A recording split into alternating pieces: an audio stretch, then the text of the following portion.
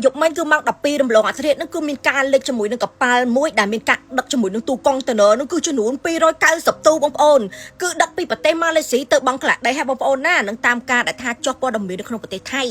តែដោយសារតែអាកប៉ាល់នឹងវាជីកាត់អាកន្លែងសមុទ្រថៃនឹងវាឆ្លងចង្រៃ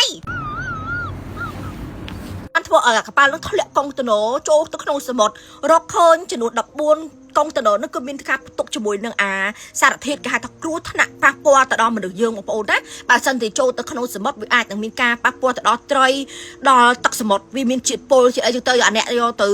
ស៊ីចុកហ្នឹងវាកើតពុលកើតឈឺរោគគាអីចឹងទៅធ្លាក់អាកុងតឺន័រហ្នឹងគឺនៅក្នុងសមុទ្រប្រទេសថៃហ្នឹងគឺនៅកោះកៅយ៉ៃបងប្អូនហ្នឹងហើយនៅអាកោះកៅយ៉ៃហ្នឹងគឺដឹងថាប្រជាជននៅខាងនោះមិនដឹងថាមិនបងប្អូនព្រោះថា14កុងតឺន័រវាច្រើនហ្នឹងហើយប្រើកុងតឺន័រយកមកបិទជាមួយនឹងដីខ្មែរឥឡូវនេះកុងតឺន័រធ្លាក់ចូលសមុទ្រចំនួន290ទូកុងតឺន័រហ្នឹងគឺថាសារធាតុគ្រោះថ្នាក់ហ្នឹងគឺថាប៉ះពាល់ទៅដល់ប្រជាជនក្នុងទឹកសមុទ្រវាវិញបាបណាអាហ្នឹងបាបប្រកម្ម